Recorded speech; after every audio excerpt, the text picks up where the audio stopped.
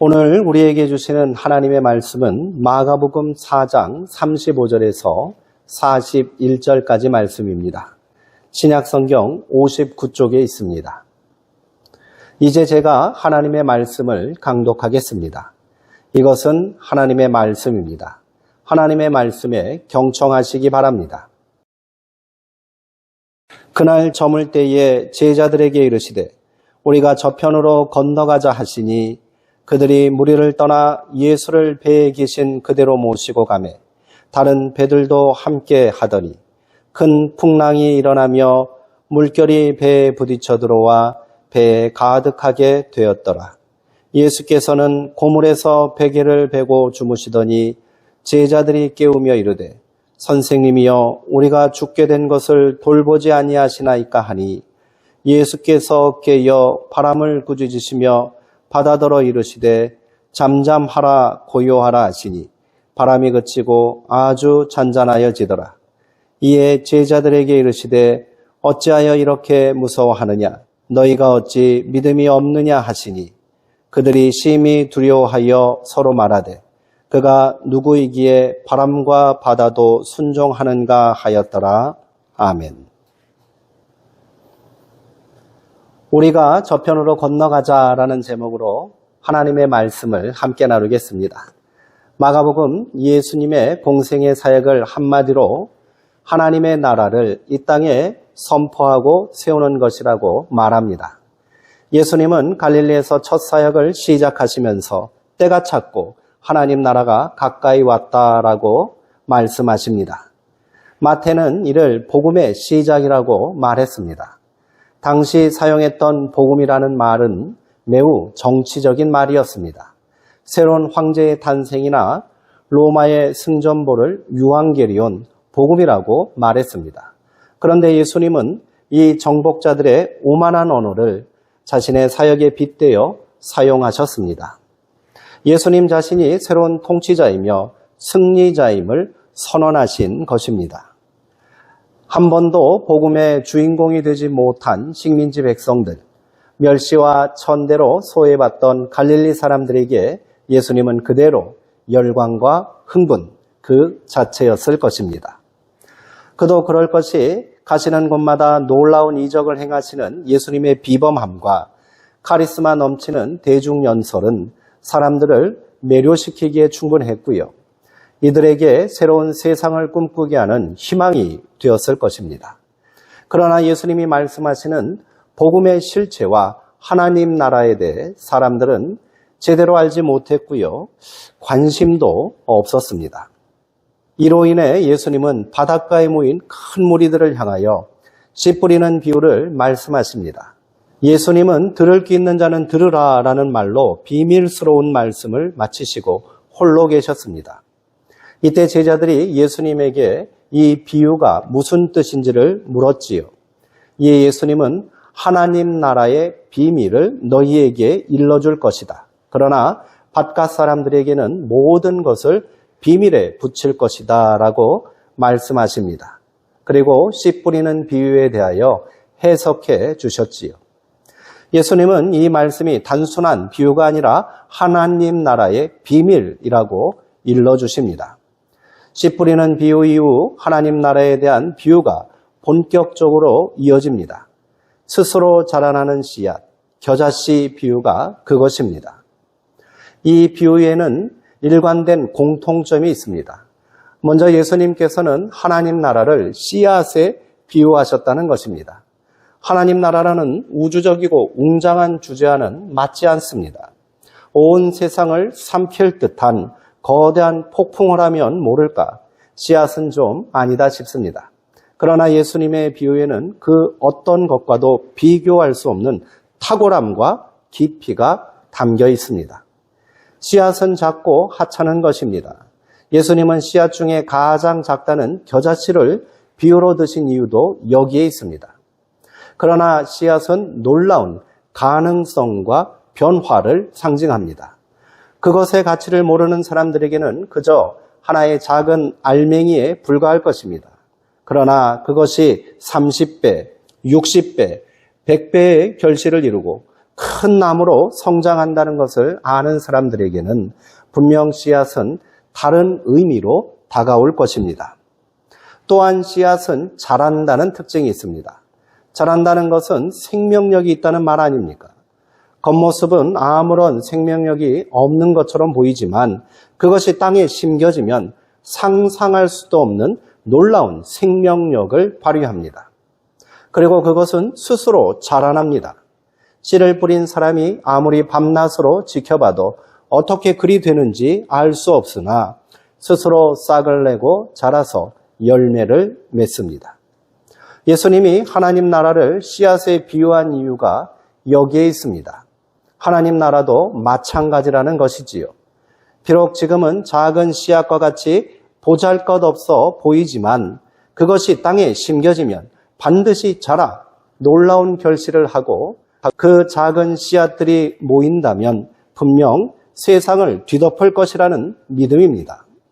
하나님 나라는 그렇게 우리 가운데에 시작되었고요. 지금도 자라고 있는 줄 믿습니다. 예수님은 우리가 그 하나의 씨앗임을 말씀해 주고 계신 겁니다. 하나님 나라의 비밀이 여기에 있습니다.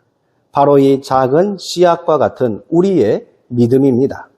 우리는 이 믿음을 길가에 내버리듯 하찮게 여겨서는 안 됩니다. 세상 염려와 근심, 두려움, 재물의 유혹에 사로잡혀 돌박과 가시떨기에 방치되어 뿌리를 내리지 못하게 해서는 안 됩니다. 비록 작고 보잘것없어 보이는 씨앗이지만 이를 품고 소망 가운데 때를 기다리는 믿음이 필요합니다.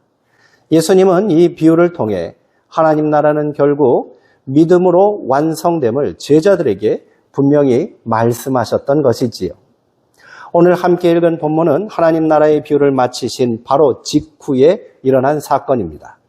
예수님은 그날 저물 때에 제자들에게 배를 타고 저편으로 건너가자라고 명령하셨습니다. 하나님 나라의 비밀을 공유한 제자들과 더 넓은 세상으로 나가 복음의 씨앗을 뿌리기 위함이었을까요? 잠시도 지체할 수 없는 위대한 과업입니다. 날이 저물었다고 주저할 일이 아닌 것입니다. 예수님은 하나님 나라의 비밀을 공유한 제자들이 이 믿음으로 두려움 없이 세상으로 나아가길 원하셨던 것입니다. 그리고 이들의 믿음을 더욱 굳건하게 세우기 위한 훈련을 시작하십니다. 그 첫 번째 훈련은 갈릴리 바다를 건너 이방의 땅 거라사로 가는 것이었습니다. 그러나 제자들은 이 항해에 대해 불만이 가득했던 모양입니다. 식사할 겨를도 없이 계속된 강행군에 예수님도 제자들도 지금 모두 지쳐 있습니다. 하루 정도 숨을 돌리고 내일 날이 밝으면 떠나도 될 터인데 굳이 이 밤에 배를 띄우라 말씀하시는 예수님의 조급함을 제자들은 도무지 이해할 수가 없었던 것입니다. 제자들의 믿음이 아직 길가에 굴러다니는 씨앗처럼 불안하기만 합니다. 이 귀한 말씀을 빼앗아가려고 사탄이 어둠과 함께 은밀하게 제자들에게 다가오고 있는 듯합니다. 잠시 후 우려는 현실이 되고 말았습니다. 제자들의 믿음이 한순간에 사라지고만 사건이 일어난 것입니다. 피곤에 겨워 힘겹게 노를 젓고 있는데 갑자기 큰 풍랑이 일어난 것이지요. 잔잔했던 갈릴리 바다의 물결은 사나운 풍랑으로 인해 금방이라도 이들이 타고 있는 작은 나룻배를 삼킬 기세입니다. 급기야 배에 물이 차기 시작합니다.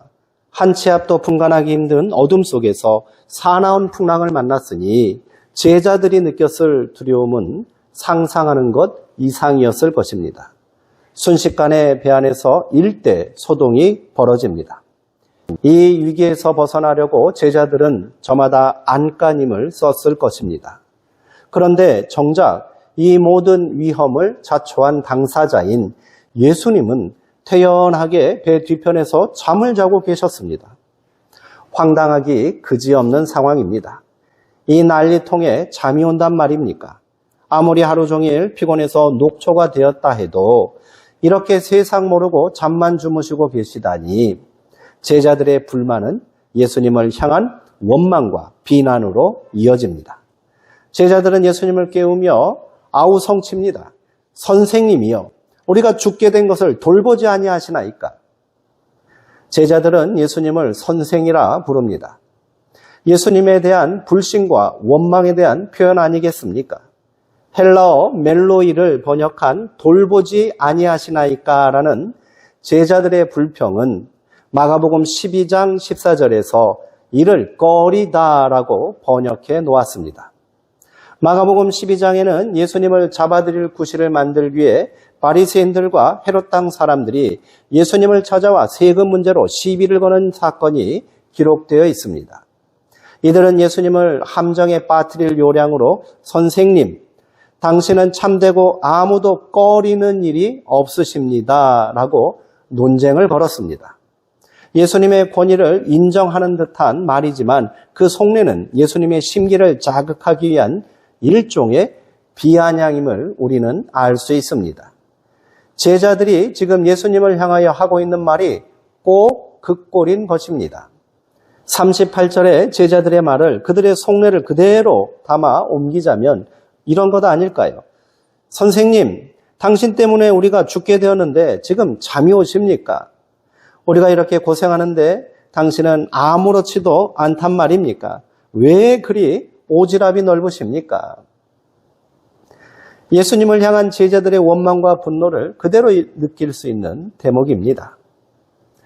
제자들의 호들갑에 눈을 뜨고 일어나신 예수님은 아무 말도 하지 않으시고 바람을 향해 맞서셨습니다. 그리고 바람을 꾸짖으시고 바다에게 명령하셨습니다. 잠잠하라, 고요하라. 곧바로 바람이 그치고 바다가 아주 잔잔해집니다. 성경은 이 놀라운 광경을 너무도 담담하게 묘사하고 있습니다. 극적인 반전이 일어났는데 마치 아무 일도 아닌 것처럼 대수롭지 않게 묘사하고 있지요. 마가는 이를 통해 예수님이 어떤 분이시고 어떤 능력 있는 사람인지를 증거하고 있습니다. 창세기 1장에서 하나님께서 말씀으로 천지를 창조하신 사건을 떠오르게 하는 대목 아니겠습니까? 하나님은 셋째 날에 천하의 물을 한 곳으로 모으고 묻히 드러나라라고 명령하셨습니다. 이는 천하를 뒤덮고 있는 깊은 물을 한 곳에 결박시키고 땅이 드러나게 하셨다라는 의미입니다. 창세기에는 하나님께서 바다와 땅을 나누신 사건을 어둠의 권세로 세상을 가두고 있던 물을 말씀으로 굴복시키고 결박하신 사건으로 이해하고 있는 것입니다. 마가는 예수님께서 바람과 파도를 향하여 잠잠하라, 고요하라 명령하신 사건을 태초에 하나님께서 어둠의 권세인 바다를 결박시키시고 땅을 생명의 터전으로 해방시킨 창조의 사건으로 이해하고 있었던 것입니다. 태초의 장엄한 역사가 지금 제자들 앞에서 재현되었음을 보여주고 있는 것이지요. 이를 통해 예수님은 창조주 하나님과 동일한 권세와 능력이 있는 분임을 밝히고 있는 것이지요. 이제 예수님은 제자들에게 말씀하십니다. 어찌하여 이렇게 무서워하느냐? 너희가 어찌 믿음이 없느냐? 같은 사건을 기록하고 있는 마태복음에는 이 대목에서 어찌하여 무서워하느냐? 믿음이 작은 자들아 라고 말하고 있습니다. 믿음이 작은 것과 없는 것, 어찌 보면 큰 차이가 아닌 듯하나 이는 엄청난 차이가 있음을 알아야 합니다. 마태복음에는 겨자씨만한 믿음만 있어도 산을 저리로 옮길 수 있다라고 기록되어 있습니다. 마가는 예수님께서 지금 제자들을 엄히 책망하고 있음을 분명히 전하고 있는 것입니다. 그토록 믿음이 중요하다고 말씀하시고 하나님 나라는 믿음으로 자라는 것임을 비밀스럽게 말씀하시며 제자들만은 이 사실을 명심하고 깨닫기를 바라셨는데 실망스럽기 그지없습니다. 그래서 너희가 어찌 믿음이 없느냐라는 말씀은 너희가 아직도 믿음이 없느냐라는 말로 번역이 가능합니다. 예수님의 안타까움과 실망이 드러나는 말씀인 것이지요. 그러나 이 말씀 이후에도 제자들은 여전히 두려움에 사로잡혀 갈피를 잡지 못합니다.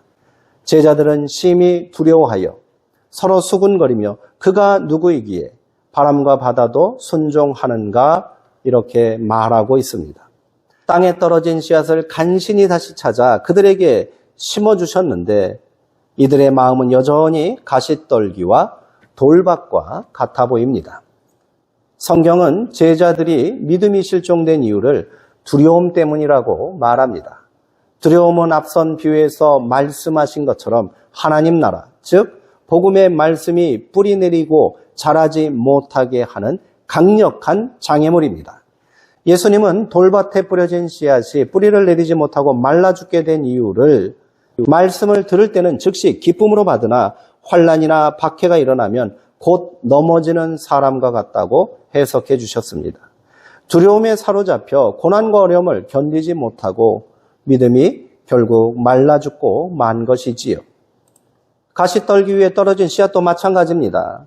이는 말씀을 듣기는 하되 세상의 염려와 재물의 유혹과 기타 욕심을 떨쳐내지 못했기에 씨앗이 성장을 막고 결국 결실하지 못하는 자들을 의미합니다. 이 또한 두려움의 다른 모습입니다. 우리에게 심겨진 믿음의 씨앗, 하나님 나라의 씨앗이 자라서 결실하기 위해서는 먼저 우리 안에 있는 두려움을 제거하지 않으면 안 되는 것이지요. 지금 무엇 때문에 두려워하고 계십니까? 그것이 세상을 살면서 느끼는 어려움과 고통 때문입니까? 세상의 염려, 재물에 대한 유혹, 기타 욕심 때문입니까? 어렵고 힘들지만 그 두려움을 걷어내셔야 합니다. 가시에 찔리고 손등이 갈라지는 아픔이 있을지라도 그리 해야 합니다. 우리 안에 있는 거친 돌을 골라내지 않고 억센 가시덤불을 제거하지 않고는 결코 믿음은 뿌리를 내리고 자랄 수 없습니다. 제자들이 믿음이 없다고 책망받은 또 다른 이유는 예수님을 온전히 신뢰하고 바라보지 못했기 때문입니다. 사나운 바람이 불고 거친 파도가 일자 제자들은 당장의 문제와 위기 앞에서 시선을 빼앗기고 말았습니다. 자신들과 함께 있는 예수님을 인식하지 못한 겁니다. 그래서 이제 다 죽게 되었다고 아우성치고 절망하고 또 원망하였던 것입니다. 바람과 파도를 말씀으로 잠잠케 하시는 예수님께서 자신들과 함께 있는데 무엇이 두렵단 말입니까? 설령 예수님께서 주무신다 한들 전혀 문제가 되지 않습니다. 문제는 바람과 파도에 있는 것이 아니라 제자들이 예수님을 신뢰하지 못함에 있었던 것입니다. 예수님은 제자들 홀로 바다를 건너가게 하지 않으십니다. 무리를 걸어서라도 그들에게 찾아가시는 분이십니다. 이 예수님이 오늘 우리와 함께 하심을 믿으시기 바랍니다. 문제를 바라보지 마시고 바람과 파도에 절망하지 마십시오. 바로 옆에 계신 예수님을 바라보십시오. 예수님과 동행하는 길이라면 어떤 어려움도 어떤 문제도 두렵지 않은 줄 믿습니다. 또한 제자들이 더 큰 두려움에 사로잡히게 된 이유는 그들이 자신의 한계를 경험했기 때문입니다. 제자들 중 최소한 4명 이상은 이 갈릴리 바다에서 잔뼈가 굵은 어부들입니다. 누구보다도 배를 다루는 법을 잘 알고요. 이곳 갈릴리 바다의 바람과 파도에 대하여 익숙한 자들입니다. 그러나 자신들의 능력과 경험으로 어찌할 수 없는 한계 상황을 만났을 때 그들이 느꼈을 두려움은 실로 엄청난 것이었겠지요. 처음 풍랑이 일었을 때 제자들은 자신만만하게 자기들이 이를 극복할 수 있을 것이라 생각했을 것입니다. 그러나 자신들의 능력의 한계를 깨닫게 되자 예수님을 깨운 것입니다. 참으로 우스꽝스러운 상황이 아닐 수 없습니다. 노련한 어부들이 배와 바다에 대하여 문외한이나 마찬가지인 목수에게 상황을 해결해 보라고 다그치고 있는 꼴이지요. 내가 가지고 있는 능력과 내가 자랑하는 경험과 지식은 이처럼 속절없이 우리를 실망시킬 때가 많이 있지 않습니까? 인생의 긴 항해를 내 능력으로 헤쳐나갈 수 있다고 착각하지 마시기 바랍니다. 자신의 무능함을 아는 것, 그것이 믿음입니다. 나의 작음을 알고 그분의 크심을 아는 것, 나의 약함을 알고 그분의 강함을 인정하는 것, 그것이 믿음입니다. 인생은 망망대해를 항해하는 작은 나룻배와 같습니다. 이 긴 항해는 잔잔한 파도와 고요한 바람만을 허락하지 않습니다. 때로는 감당할 수 없는 사나운 바람과 거친 풍랑을 만날 수 있는 것이 우리네 인생입니다. 큰 배를 준비하고요. 많은 경험과 능력을 갖추고 있다 하여 자만해서는 안 됩니다. 바람과 파도를 이길 배는 존재하지 않습니다. 이 항해는 인생들에게 두려움일 수밖에 없습니다. 그러나 두려워하지 마시기 바랍니다. 우리의 배 안에는 지금 예수님이 나와 함께 계시기 때문입니다. 바람과 파도를 꾸짖어 잔잔하고 고요하게 하시는 예수님이 나와 함께 하십니다. 믿음으로 나아가시기 바랍니다. 이 믿음으로 하나님 나라를 향한 항해를 멈추지 마시기 바랍니다. 믿음이 이깁니다. 두려움에서 벗어납시다. 기도하시겠습니다. 사랑과 능력의 하나님, 연약한 인생들을 붙잡아 주시고 우리의 친구이시며 우리의 동행자 되시는 예수 그리스도를 보내주시니 감사합니다. 우리 가운데 예수님이 함께 하심을 잊지 않게 하옵소서. 때로는 우리가 타고 있는 이 작은 나룻배와 같은 인생이 거친 파도와 풍랑을 만났다 할지라도 바람과 파도를 꾸짖어 잠잠케 하시는 예수님이 나와 함께 하심으로 인해 우리가 이 모든 두려움을 이기고 믿음으로 승리하게 하옵소서. 하나님 나라를 향한 우리의 믿음이 결코 사라져서는 안 되겠습니다. 성령님, 우리를 도와주시고 우리의 연약한 믿음을 굳건하게 세워 주옵소서. 예수님의 이름으로 기도하옵나이다. 아멘.